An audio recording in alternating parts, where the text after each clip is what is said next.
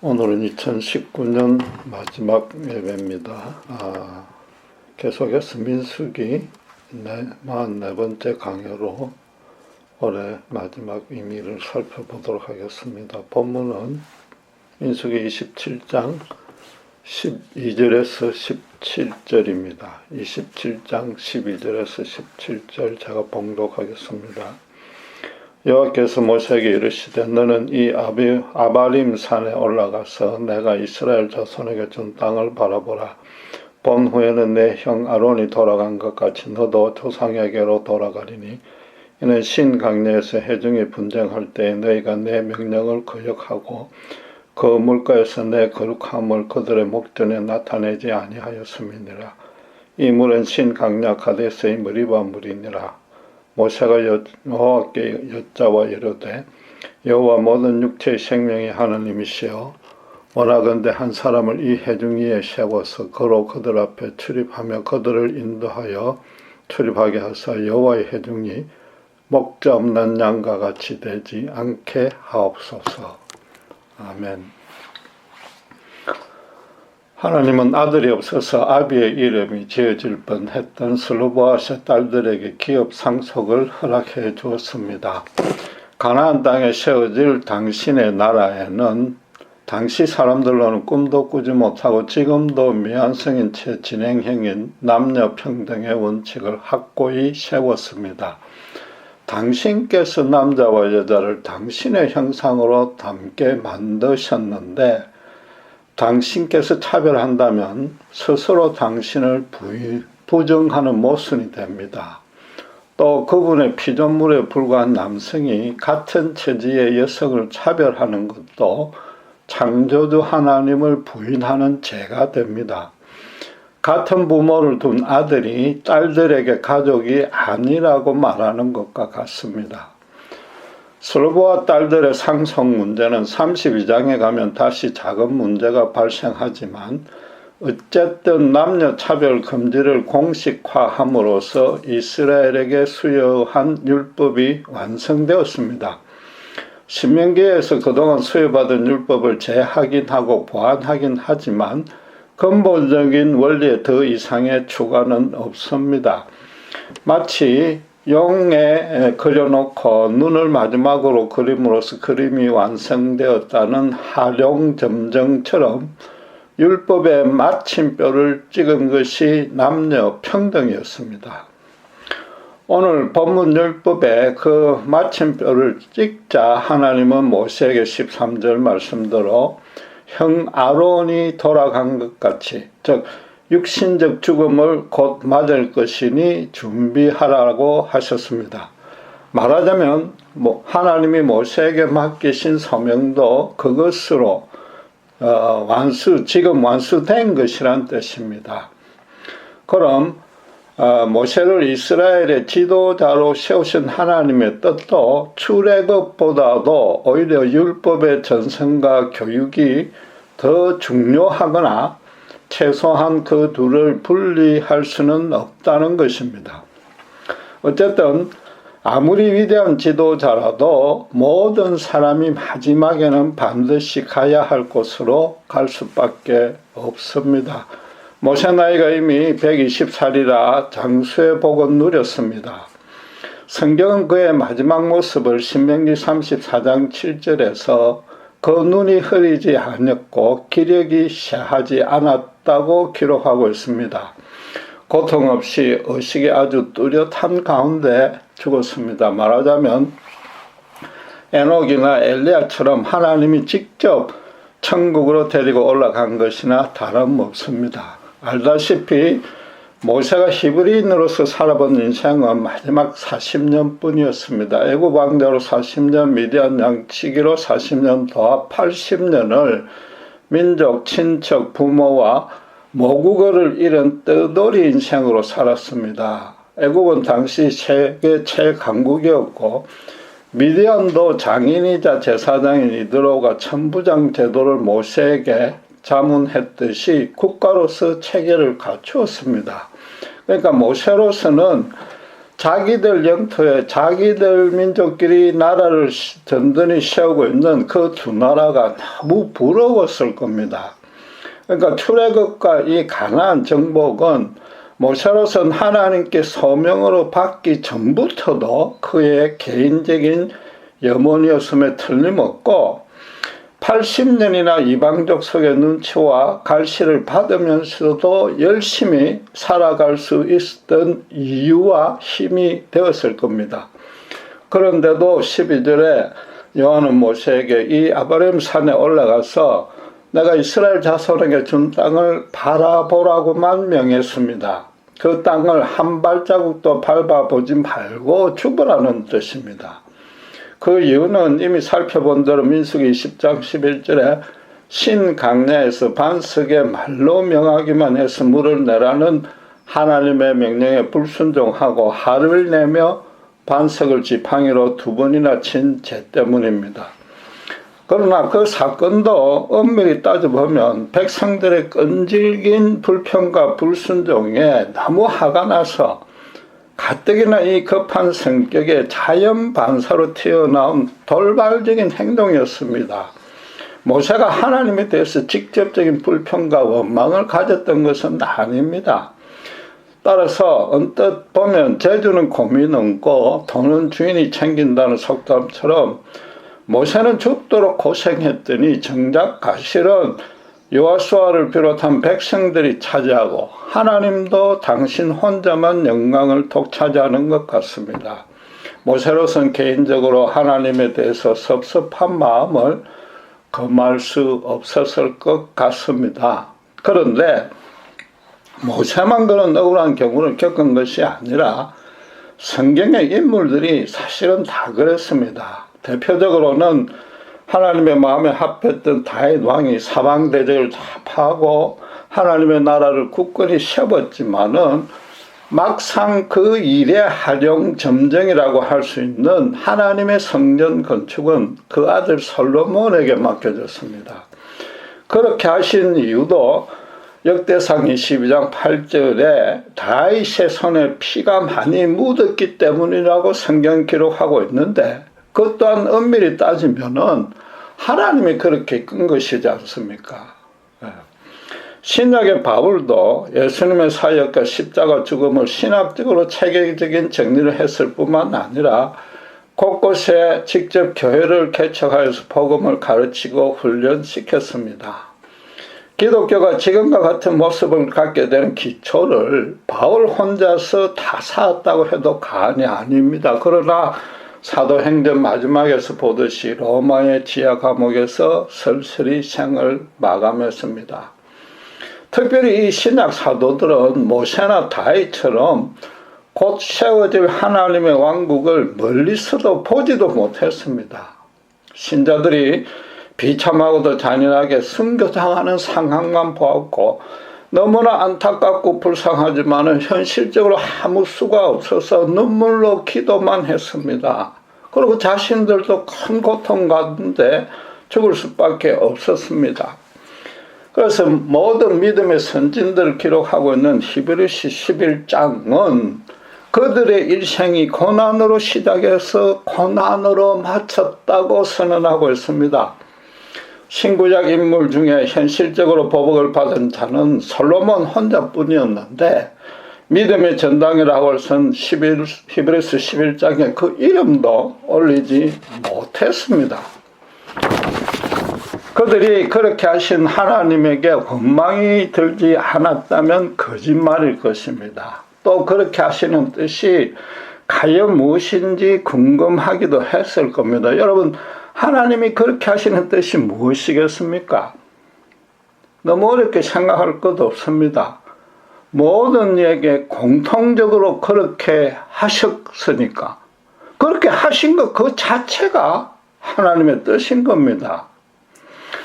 하나님의 종들은 그분이 각본을 짜고 모든 무대 장치를 마련하고 세밀하게 처음부터 끝까지 감독하는 그분의 인류를 통치하는, 거룩하게 통치하는 대하 드라마입니다. 전 역사를 아우르는 대하 드라마에 출연하는 아주 작은 단역 배우일 뿐입니다.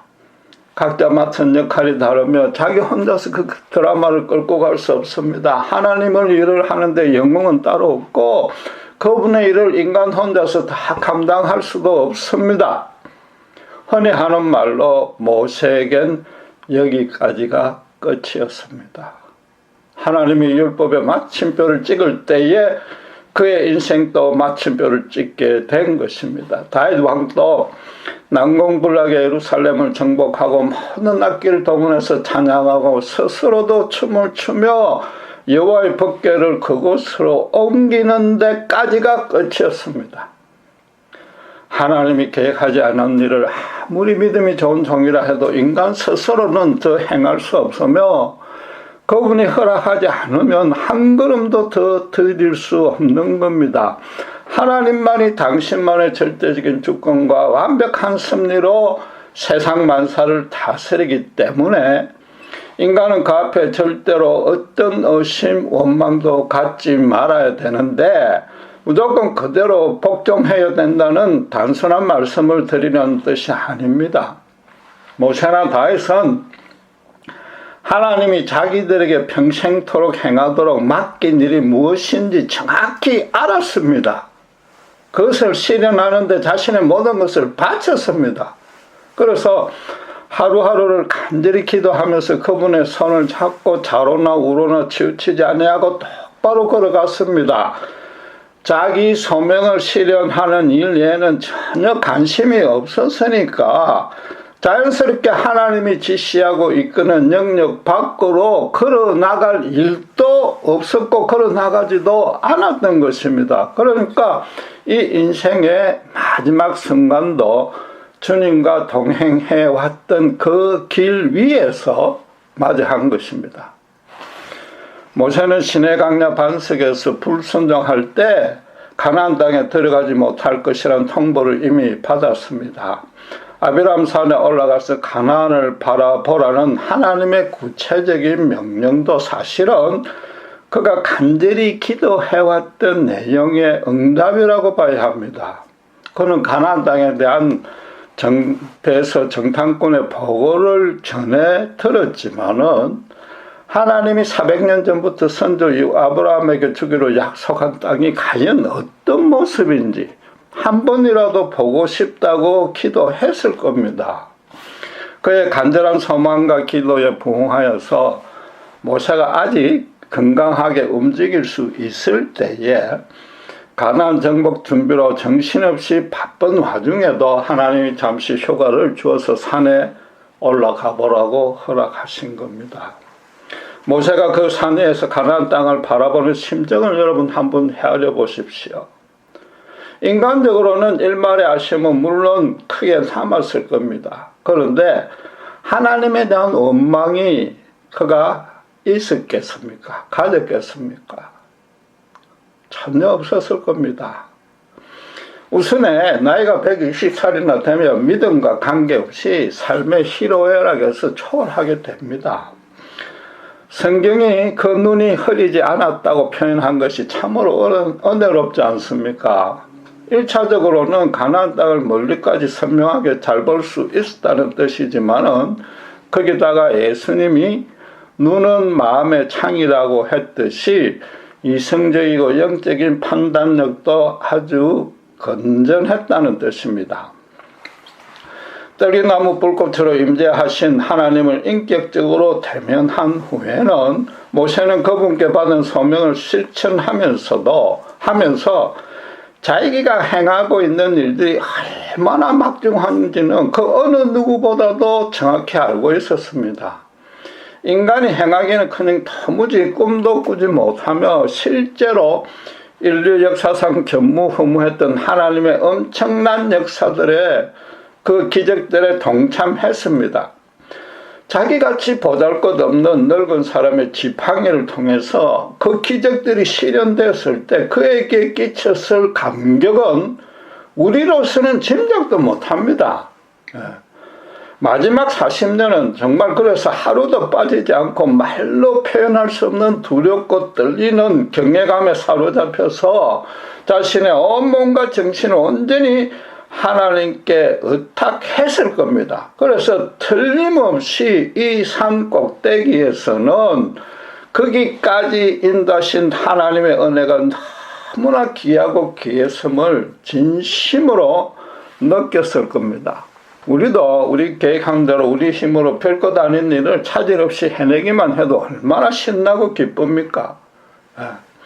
모세가 이룬 기적들은 하나하나가 천지가 뒤집히는 일이었고, 천지를 만드신 분이 직접 그 천지를 만드는 능력을 동원해야만 가능한 일이었지 않습니까? 거기다가 우주의 주인께서 자기 같은 자와 직접 대면하여 친구처럼 대화하고 기도에 응답해 주셨습니다. 특별히 동족을 진멸하려는 심판을 그의 기도에 응답해서 2번이나 취소해 주었지 않습니까? 너무나도 연약하고 짧은 인생을 사는 인간으로서는 어느 누구도 누릴 수 없는 그 큰 은혜와 권능이었습니다. 그 영광이 어떠했는지는 모세 자신이 아니고는 아무도 상상조차 못합니다. 성경 기록에는 없지만은 가나안 땅에 들어가지 못한 아쉬움보다는 지금껏 받은 은혜가 훨씬 더 크고 소중하다는 것을 깨달았을 겁니다. 그래서 오랫동안 그 산 꼭대기에서 속에서 솟구치는 눈물을 주체하지 못한 채 가슴 가득히 벅찬 감사의 기도와 찬양을 하나님께 올려드렸을 겁니다. 아마도 모세는 모압 광야에서 이 땅에서의 마지막 숨을 거두고 하나님께로 올라갈 때도 마음속으로 이런 고백을 했을 겁니다. 예수님이 십자가상에서 하셨듯이 다 이뤘다. 그렇게 했을 겁니다.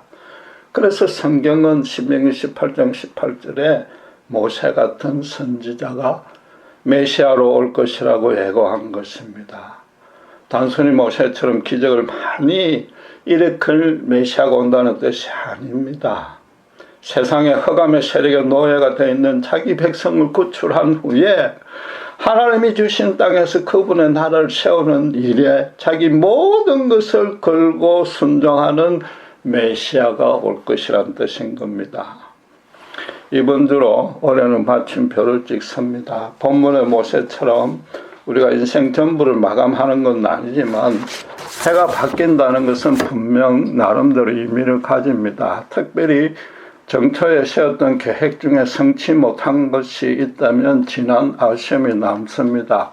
아직도 시행 중에 있거나 내년에 다시 시도해 볼 수 있는 일이라면 그나마 다행입니다. 그러나 아예 완전한 실패로 끝났거나 다시 수행할 수 없고, 그래서 또 예상치도 않은 큰 불행을 겪었다면 올해는 뒤돌아보기도 싫을 것입니다. 하나님의 사랑에 대한 의심과 원망까지 생길 것입니다. 그러나 여러분, 신자가 되었다는 뜻은 모세나 다윗과 바울과 마찬가지로 하나님이 자기를 대상으로 제작한 드라마의 주인공으로서 살아가고 있다는 겁니다. 그 주인공의 역할은 다른 어느 누구도 대신해 줄 수 없습니다. 오직 신자 그 혼자만을 위해 마련된 것뿐입니다. 그의 부모, 형제, 친구, 친지, 회사 동료나 상사 모든 이들이 조연, 아니 엑스트라도 아니고 무대 장치에 불과합니다. 인간 세상에서는 신자 인생에 이래라 저래라 참견도 하고 때로는 힘으로 강요하는 요소들이 많이 있습니다. 그러나 하나님의 드라마에서는 어느 누구도 단 한마디도 참견할 수 없으며 오직 각본을 쓰신 하나님의 의도대로만 진행됩니다. 하나님의 드라마인 신자 인생에도 여러 막들로 구성되어 있습니다. 그런데 세상 드라마와는 전혀 다른 몇 가지 특징이 있습니다. 우선에 주인공이 다음 장이 어떻게 진행될지 아예 알지 못한다는 겁니다. 이미 연기했던 지난 장들만 알 수 있을 뿐입니다.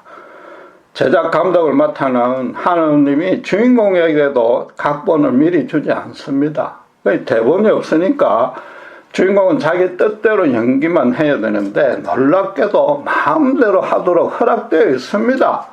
거기다 너무나도 신기하게 신자 스스로 행한 연기들이 사전에 마련된 그 각본대로, 그 내용대로 한치 어김없이 진행된다는 겁니다.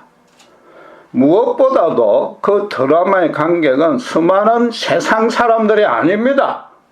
하나님 혼자만 관객입니다. 모든 그게 진행 과정과 결말은 어김없이 그 한 분 관객이신 하나님의 칭찬과 환호 속에 끝납니다. 본문의 모세처럼 극장의 커튼이 완전히 내려질 때만 그런 것이 아니고 각각의 막이 끝날 때마다, 아니 그 전에 연기를 하는 내내 유일하신 관객인 하나님이 열렬히 박수를 쳐주시는 겁니다. 말하자면 신자로서 올 한 해에 대해서 지난 아쉬움과 해한과 때로는 많은 해결을 했어도 심지어 하나님에 대해서 의심과 원망이 완전히 지어지지 아니했어도 그분은 신자의 연기를 칭찬해 주고 있다는 겁니다.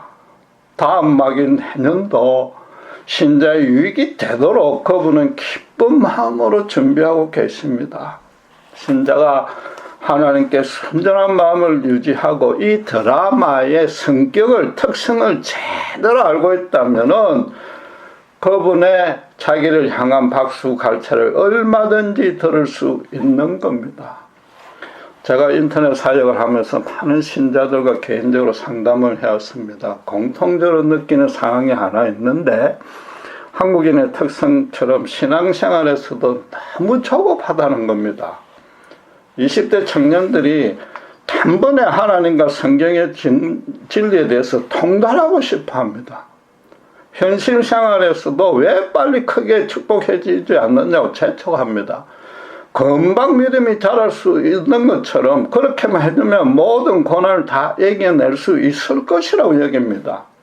그러지 못하면 마치 신앙상의 큰 실패로 간주하고 심지어 하나님이 벌 주시는 것은 아닌지 두려워하기까지도 합니다.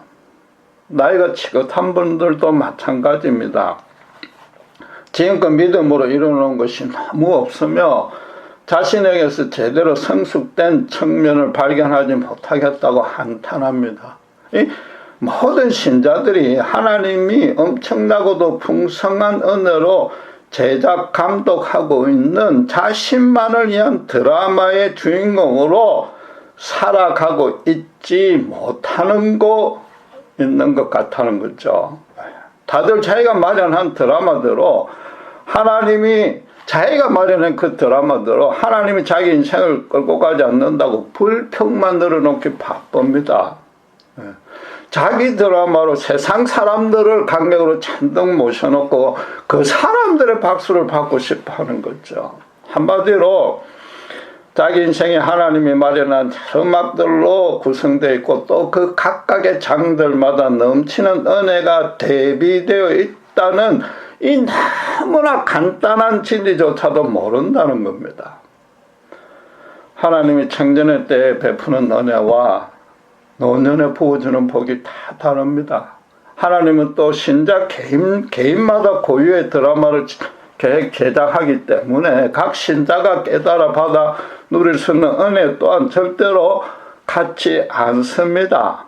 그래서 다른 사람의 현실적 형통을 부러워할 필요도 없고 그 전에 아예 비교할 이유도 전혀 없는 겁니다. 신자의 인생의 실체를 가장 적나라하게 해부한 책이 전도서라고 할 수 있는데 알다시피 전도서 3장에 뭐라고 합니까? 천하만사에 다 때가 있다고 합니다. 슬피 울 때도 있지만 춤추며 웃을 때도 있고 미워하며 전쟁할 때도 있지만 사랑하며 평화를 유지할 때도 있다고 합니다. 그래서 인간이 그 모든 일에 수고해야 되지만은 하나님이 각각의 때를 아름답게 지으셨고 그 때마다 하나님이 주신 선물이라고 전도서는 선언합니다. 20대 기독 청년에게는 그 20대에 가장 적합하고도 절실한 은혜를 하나님이 반드시 부어주십니다. 그 20대를 온전한 하나님의 자녀로서 은혜롭게 지냈는데 전혀 부족하지 않고 또 남지도 않게 모든 필요한 은혜를 충만하게 채워주십니다. 그 이상의 은혜를 부어주어도 아직 풋풋하고 미숙한 20대로서는 이해도 안 되고 찾아 누리지도 못하는 겁니다. 20대에 최적화된 은혜를 제대로 누려야만 30대에도 최적화된 그분의 은혜를 온전히 받아 누릴 수 있는 겁니다. 이 은혜는 다른 사람에게는 필요하지도 않고 아무 의미도 없을지 몰라도 그 사람에게만은 그 시간, 그 장소, 그 여건, 그 사건에서 반드시 있어야만 하는 은혜입니다. 모든 신자가 각기 다르게 연기해도 각자가 자신이 점점 낮아짐으로써 점점 더 거룩하고 신령해지게끔 각장의 스토리는 진행되는 겁니다. 모든 신자들 드라마의 주제도 하나님과 더욱 친밀하게 밀착시켜서 세상 앞에 그분의 이름만 높이는 삶을 살게끔 하는 것, 그것 딱 하나뿐인 겁니다. 죄송하지만 제 개인적인 이야기를 간단하게 해보겠습니다. 시시때때로 부어주신 하나님의 은혜를 일일이 간증하자면 끝이 없습니다. 아주 단순하게 제 삶과 인생에서 중요한 터닝 포인트가 되었던 세 단계로 나눠서 말씀드리겠습니다. 첫 단계는 예수님의 십자가 앞에서 오직 성령님의 역사로 제 내면이 완전히 새롭게 바뀌었을 때입니다. 생전 처음으로 이 땅에서 인간으로서 어떻게 인간답게 의미있게 살아가야 될지 깊이 깨달았습니다.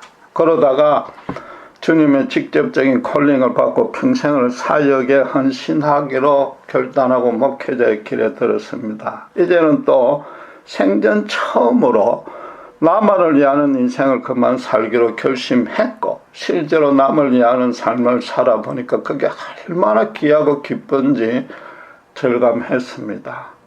마지막 셋째 단계는 주의 종이 되어서 열심히 사역을 하고 있는 중에도 하나님이 남들은 잘 겪지 못하는 엄청난 고난을 그것도 오랜 기간 주신 겁니다. 이번에는 인생의 심오한 깊이에 대해서 더 많이 깨달을 수 있게 되었고 다른 이들의 고통에 진심으로 눈물로 동참할 수 있게 되었습니다. 그전에는 목사로서의 의무감, 어떤 도덕심으로 행했다면은 진짜 그 고통에 들어갈 수 있었습니다. 거기다가 하나님 외에는 아무 소망이 없음을 절감하고 그분의 역사가 진행되는 동안에 잠잠히 기다릴 수도 있게 되었습니다. 나아가 성경 말씀이 얼마나 풍성한 의미와 능력을 가졌는지 깊이 깨달을 수 있었고 실제로 제 삶에서 그대로 체험할 수 있었습니다. 요컨대 고난 중에 제가 성숙해지는 정도가 가장 컸다는 뜻입니다. 각 단계마다 넘치는 은혜가 있었고 그때 그 상황이 아니었다면 도무지 찾아 누릴 수도 깨달을 수도 없었던 진리요 은혜였습니다. 그래서 저를 아주 조금씩 그리스도를 닮아가게끔 해주고 그 아주 미약한 닮은 모습을 주위에 조금씩이라도 비춰나가게 하는 은혜였습니다. 그 모든 가정과 열매를 제 실력과 노력으로 이뤄낸 것이 아니요 심지어 내가 계획한 것도 아니었습니다. 저로서는 목사라고 말하기에도 부끄러운 믿음으로 그저 그 상황에 따라 제 의지로 판단하고 결정하고 행동했을 뿐입니다. 그럼에도 보이지 않는 하나님의 의로운 손이 제 영혼을 신령하고도 오묘하게 간섭하여서 저도 모르는 사이에 제가 잘하고 있었고 그분의 일을 하고 있었던 겁니다. 올해를 마감하는 시점에서 계획한 대로 이루어지지 않았고 하나님의 인애가 부족했던 것 같고 더 나은 결말이 되었어야만 한다고 안타까워할 근거나 이유가 신자에겐 전혀 없다는 뜻입니다. 스스로 아쉬워하고 분해할수록 신앙상의 낭비입니다. 그분에게서만 선한 것이 나오며 신자를 향하신 그분의 역사에 악한 것은 당연히 단 하나도 없고 해방하거나 지체케하는 것도 전혀 개입되지 않습니다. 당신의 아들까지 아끼지 않고 주신 분이기에 모든 선한 것으로만 주실 뿐이며 실제로 우리 모두의 지난 한 해도 그랬습니다. 지난 한 해 대 하나님에 대해서 의심불평 원망한 시간에 오히려 새해 부어주실 은혜를 꿈꾸고 기대하며 설레야 되는 겁니다. 그런데 모세는 단순히 하나님께 받은 은혜를 감사 찬양하는 것으로만 자기 인생을 정리하지 아니했습니다. 그는 마지막까지 자기 백성을 위해서 그들을 지도할 당신의 충성된 종을 세워달라고 기도했습니다. 아비람산 정상에서 가나안을 바라보니까 하나님의 이스라엘을 향한 계획이 얼마나 귀중한지 다시 확인한 것입니다. 그 적과 꿀이 흐르는 그 땅에 이방 족속들의 우상신들과는 비교조차 할 수 없는 창조자 여호와 하나님께 신령과 진정으로 예배드릴 수 있는 하나님의 공동체가 세워지는 그 모습들이 그 머리에 그려진 것입니다. 하나님의 나라를 세우는 그 거룩한 가업은 절대로 중지는커녕 지체되어서도 안 된다고 모세는 절감했던 겁니다. 그러나 그 후계자가 그 땅을 정복하고 강대한 나라를 세워달라고 기도하지 아니했습니다. 17절에 뭐라고 기도했습니까? 여호와의 회중이 목자 없는 양과 같이 되게 해달라고 기도했습니다. 너무나 주목해야 될 기도 내용입니다. 이스라엘에게 가장 절신한 것이 가나안 땅도 아니요 그곳에 세워질 나라도 아니요 오직 여호와를 바로 알고 제대로 따르는 것이란 뜻입니다. 모세는 하나님 다음으로 이스라엘이 얼마나 완악하고 치사하고 추한 죄의 본성을 지녔는지 잘 알고 있습니다. 지금 가나안 땅을 많이 눈으로 보고도 한 발자국도 들여놓지 못하는 원인도 자신의 성급한 실수이기도 했지만은 그 전에 이스라엘이 계속된 그 끈질긴 배역 때문이었지 않습니까? 물론 인생을 마감하는 지금쯤은 그 원망도 전혀 없고 도리어 아주 안타깝게 여겼을 겁니다. 그러지 않고는 그 완악한 백성을 40년간 함께 할 수도 없었고 하나님이 아예 지도자로 세우지도 아니했을 겁니다. 물론 하나님의 일은 자기가 주고 없어져도 얼마든지 하나님 당신 혼자서라도 이룰 수 있다는 사실을 모세만큼 잘 아는 자도 없었습니다. 그럼에도 이 어리석고 연약하며 수시로 감정에 사로잡혀서 청개구리 같은 백성들에게 목자가 한시라도 없으면 안 된다는 점도 모세만큼 잘 아는 자는 없었습니다. 하나님이 이스라엘을 버리거나 떠나실 일은 결코 없지만은 이스라엘은 수시로 그럴 수 있다는 건 모세가 수없이 겪었으니까 하나님을 자기만큼 잘 알고 율법을 주신 뜻을 깊이 인식하고 있는 헌신돈 종을 세워달라고 하나님께 간구한 겁니다. 하나님도 그 기도에 응답하여서 18절에 그 안에 당신의 영이 머무는 하나님을 잘 아는 하나님과 교통이 되는 여호수아에게 지휘권을 임하라고 명했던 겁니다. 결국 모세 스스로 자기 인생에 대해서 내린 결론이 뭡니까? 자기는 죽더라도 여호수아가 하나님 나라를 든든히 세우는 영광을 여호수아대로 누리게 해달라는 겁니다. 정확히 말해서 하나님 홀로 영광 받으라는 것이고 서두에 말씀드린 대로 제주는 자기가 넘었지만은 그 열매는 백성들로 차지하게 해달라는 겁니다. 겉으로만 보면 모세 인생은 나라, 민족, 부모 없이 완전히 낙원내로 살았고 작은 실수 하나로 평생의 염원도 못 이루어서 불쌍하게 짝이 없는 것 같습니다. 본인도 초반 80년에는 그렇다고 원망하고 거의 하나님을 포기할 뻔했을 겁니다. 그러나 하나님의 이로운 손이 그를 붙들고 있지 않았던 적은 단 한시도 없었습니다. 그리고 그분과 함께 그분의 일에 동참하여 순종하자 그의 인생은 풍성하고 신령하게 성숙되어졌습니다. 자기 개인의 염원은 무산되었을지라도 그는 기쁨과 감사의 눈물로 마지막까지 하나님께 영광을 돌리고 자기에게 맡긴 양떼를 위해서 기도했습니다. 그래서 본민 아브라함 산 꼭대기에서는 진한 아쉬움이 남았겠지만은 결국 1500년 후에 부활 생명을 덧입은 영광스러운 모습으로 예수님과 함께 변화산 꼭대기에 세워졌던 겁니다. 여러분, 올 한 해도 못 이룬 일들도 정말로 주님의 선하신 뜻이 함께 한다면 그게 중지지체될 수 없습니다. 다가오는 새해에 더 큰 은혜와 권능으로 더 풍성한 모습으로 당신께서 반드시 실현시켜 주실 겁니다.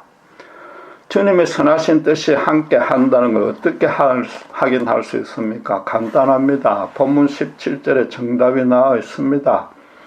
모세처럼 그 일이 여러분 개인의 안락과 형통한 것이 아니라 목자 이런 양떼를 위한 일인지 아닌지 그 하나만 따져보면 되는 겁니다. 종교적으로 큰 일을 하라는 뜻이 아닙니다. 자기 주변에 목자가 있다가 잃어버린 혹은 목자를 찾지도 않지만은 목자가 정작 필요한지도 모르는 사람들도 있고 심지어 참 목자가 따로 있다는 사실도 모르는 자들이 많습니다. 그걸 둘러보면 되는 겁니다. 그런 자들을 진정으로 불쌍히 여기면 금방 찾을 수 있고 하나님도 많이 붙여주십니다. 여러분 참 신자라면은 하나님의 국률이 없이는 한시도 살 수 없음을 자기부터 절감하고 있기 때문에 주변 사람들에게도 오직 하나님의 긍휼만이 현재 그들이 겪고 있는 고난과 문제들을 해결해 줄 수 있는 유일한 소망임을 알기 때문에 어떤 방식으로든 그걸 알게 해주고 싶게 되는 겁니다. 또 그럴 수 있는 겁니다. 올해를 보내고 새해를 맞는 신자가 가질 생각이 단순히 올해 자기가 받은 은혜 감사하고 내년에 더 풍성히 더하게 해달라는 것으로 그치지 말라는 겁니다. 그럼 불신자도 그럴 수 있습니다. 신자는 내게 맡겨주신 목자 없는 양을 위해서 올해 내가 과연 무슨 일을 했으며 또 내년에는 어떻게 그 일을 이어가며 확장시킬 것인지 그걸 계획해 봐야 되는 겁니다. 하나님의 영혼 구원 사역은 절대로 중지될 수 없습니다. 그래서 세상 끝날까지 땅 끝까지 주님이 하늘과 땅의 권세를 갖고 함께 해 주시는 겁니다. 그래서 엄밀히 말하자면 신자 인생은 해가 바뀌어도 사실상 바뀐 것이 하나도 없어야 됩니다. 구태여 지난 해를 회개하고 새해에 새로운 결심을 할 필요가 없다는 겁니다. 평소에 꾸준히 해오던 그대로 믿음 안에서 앞서가시는 그분을 따라가기만 하면 되는 겁니다. 매일 매 순간 주님의 손을 잡고 걸어가면 그분의 드라마를 내가 실현하고 있는 것이고 그분의 풍성한 은혜와 권능이 함께 하는 것이고 그 충성된 종을 통해 주변에 그분께서 번져나가게 해준다는 겁니다. 그게 오늘 본문이고 마지막 모세의 고백이자 그의 인생 결산서인 겁니다. 기도하겠습니다. 하나님 아버지, 모세가 평생의 염원인 가나안 땅에 한 발자국도 들어가 보지 못하고 먼 발치에서 죽어야만 했습니다. 그럼에도 그는 살펴본 대로 넘치는 감격과 기쁨과 감사와 경배만이 그를 충만히 채우고 하나님 앞에 눈물로 무릎 꿇었음을 배웁니다. 그의 평생에 주님께서 함께 하시고 그에게 맡겨주신 소명의 다른 일들은 전혀 관심도 두지 아니했기에 마지막 순간도 주님과 함께 걸어갔던 그 길에서 영광스러운 주님을 맡게 됨을 봅니다. 이것이 모세에게만, 바울에게만, 다윗에게만 해당되는 일이 아니요 우리 각자에게 주신 하나님의 놀랍고도 풍요롭고 은혜로운 드라마인 줄 믿습니다. 바로 앞에 각본은 받아보지 못해도 주님께서 우리에게 순전한 믿음대로 행하면 당신의 온전한 길로 반드시 인도하실 줄 믿습니다. 올 한 해도 그랬고 내년에도 또 분명히 그럴 것이며 주님께서 우리를 향하신 모든 것에는 오직 그분의 선하심과 의로우심만 있기에 우리 모두를 그분께 의탁할 수 있으리라고 믿습니다. 올 한 해 해온 것은 다 잊어버리고 바울처럼 표대를 향해서 내년에 얼마나 풍성하고 오묘한 넘치는 권능과 사랑으로 인도해 주실지 기쁨과 정말 가슴 떨리는 기대로 바라볼 수 있는 우리가 되게 하시고 마지막 순간까지 주님을 바라보며 모세처럼 정말 바울처럼 부활 생명을 덧입는 우리가 되게 해 주시옵소서. 감사합니다. 우리 주 예수 그리스도 이름으로 기도드렸습니다.